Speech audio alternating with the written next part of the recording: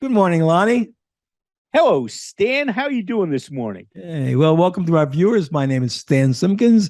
My partner, Lonnie Shambi. We're co-founders of the Small Business Virtual Roundtables. And, Lonnie and I, all of our years, we've always been taught you should really have a company share its story because customers and clients, they really want to know where you came from and get a sense of your perspective. And I figure, I guess it's time for us maybe to practice what we preach. What do you think, Lonnie? Well, it's probably so because what people really want to know is how'd you get here, and how'd you get these thoughts that you have that you're imparting to us? Yeah, I don't know. How did we get here? I guess I, it's a good, it's a good question. I made a left-hand turn this morning. I think that's what got me here. Well, since you asked, the real answer was fate, because just to go back a little bit, and we'll get into a little bit of our childhood. Lonnie and I met about 10 years ago on LinkedIn, of all things, and we've stayed in touch over the years, just as fellow consultants, if you will. Hadn't worked together, but kind of walked in the same shoes. And then some things occurred. We'll get into that. But let's just say, as you'll hear from our story, I would say the answer to how we got together is fate. Well, it's interesting. We threatened to do business together, and then something happened, and it caused us to have an opportunity. Yeah, it might have happened to you too, called the pandemic. Well, there you go. Let's start at the beginning. I grew up in South Philly. My father was a carpenter, my mother a homemaker. My father grew up in a construction family. My grandfather was a carpenter as well. My family has an ability to reach, at least my dad and my mom both, and caused me to reach. My dad was a carpenter who became the construction project manager, superintendent for RFK Stadium in DC and the Vet in Philly. And he really advocated education. He was a high school graduate. I ended up graduating from Drexel University in Philly with an electrical engineering degree. But I can't even change a light bulb. So there. Stan? So my father, mother were blue collar workers also. My father drove a cab. My mother worked in a bakery. They later had a little lunch stand, a concession stand, making coffee and cold sandwiches for truck drivers. That's a whole service own, but basically, a little small, teeny business. That was their sense of entrepreneurship. And I had two brothers. I graduated college. My two brothers dropped out of high school, but eventually had careers and had families. But I kind of, like yourself, knew what it was like not to be of wealth, if you will, at least say yes, it modestly. I think they call it poor. Well, there's that. We didn't know we were poor, though, Stan. Neither of us did. Yeah. Okay. And like you, I can't change a light bulb, but my excuse is I learned to be an accountant. I became a CPA. I still have to use my fingers and toes periodically to get numbers added up well, though. Yeah. I couldn't change them. You can't count them. You got them. I mean, the thing is this, we had some very common bases. We both started and sold businesses early in our career and ended up advising businesses all over the world.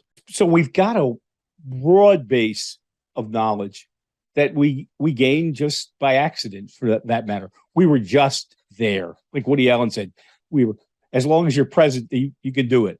And that's what we did. And that kind of basically gets me to where we are today. Stan? Yeah, I think that we both have probably, I certainly didn't know your parents, but I would suspect that my parents had a lot of common. I tell people, the people who made me what I am are my mother and father. Why? Because I have my mother's heart, God bless her, may she rest in peace, and my father, may he rest in peace. He had the gift of gab. I had his gift of gab and her heart. Bring it together and put some skill sets as you learned in college, and I did, and you have some beginnings of potential business consulting and certainly entrepreneurship. There's no question about that. We both got some really good gifts from our parents. I mean, my father was very intuitive, very artsy. He'd be able to draw something just like Dad built, draw me a horse. And he would be able to do that. I mean, and I had a feeling about that when I was young, and I got the gift of gab though from my mother, and I was all during grade school. Stan, I was acting in plays. Yeah, that was the most fun I had. just being in front of people. It's like when I speak, it's if it's 200, I'm good. If it's 2,000, I'm even better. Yeah. And it's interesting because I often think about, where did I get that need to help people? I remember watching my dad as he was doing the books in his little manual paper system for his little, my mom and his little luncheonette stand. And I could, even though I was a kid, I could sense his, I'll use the word loneliness. He had nobody to talk to tell him what to do. Yeah. As a cab driver, he had no experience running a business, but yet he was doing it with his wife, my mom. And I could just sense that. And so I can't help but relate to that when I deal with owners and I see them struggling with no one to really talk to about their business operation, who wasn't going to charge them a lot of money or had some other agenda other than the client's interest, if you will. It's funny that you say that, because I was fortunate when my dad worked for a large construction company in the Philadelphia area. And then when they went out of business, he started his own. But the interesting thing about it, I was fortunate in that I could advise him, and he would bring a problem to me, and I said, well, why are you doing it this way? Have you thought about this, this, and this? It's like, oh, yeah, that's good. And so it was one of those things that I felt so good doing that for my dad, who had done so much for me as I was growing up. So it's one of those things that sticks in the back of your mind, and it probably is the fundamental basis for me being, a coach, consultant, whatever, helping other people. And we often use that joke, do you know how to make God laugh? Answer is, tell him your plan. Right? So we both had our plan, and we were talking for 10 years. We're going to do something together, but it won't be consulting because you're down in Jersey. I'm up in upstate New York. How are we going to do that? And then this thing called the pandemic happened, which reaffirmed my belief that from bad comes good, because our in-person roundtable group, which is now 25 years old, went virtual for just about 2 years or less. And it worked. It even improved attendance. And it dawned on us, maybe we could do this virtually, and then we'd have a business to do together. But being good business guys, as we teach our clients, check out the competition. And we did. We said, geez, these groups that are out there, there's a lot of money. I can't see a traditional client of mine spending that kind of money. No. $10,000 to $20,000 a year. And worst of all, 4 to 8 hours a month or more, and homework. They're not going to do it. And our in-person roundtables were 90 minutes, and people were coming and participating, and no one left without getting their questions or issues addressed properly. Well, here's the best thing about this virtual roundtable. It addresses the two things that just stymie small business owners: time and money. Okay? They have a little bit of each, okay, or not enough of each ever. And so this is how we structured it. 90 minutes a month, and then we give them another hour for the quarter for free. Okay? Yeah, just to bring closure to an item. Yeah. Yeah. And we go, what can we do together 4 hours or more apart?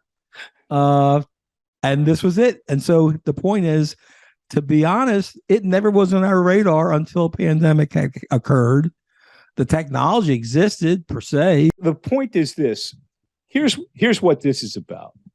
It's about understanding how we got together, how we put this together, and what's in it for you. What's in it for you are two guys who have walked in your shoes, who have your best interest at heart, because they've done it. We've been there. And so we want to bring that to you.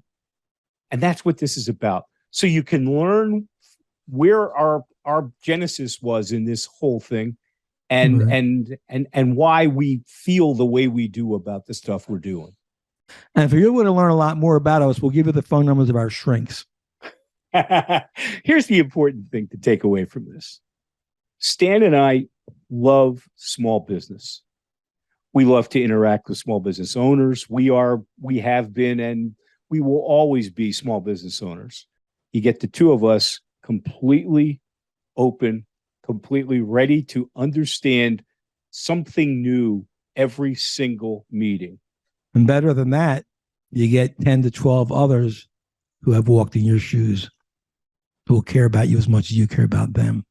For Stan Simpkins, I'm Lonnie Shambi, and this has been another Top of Mind Awareness, but it's about us this time. Thanks for your time.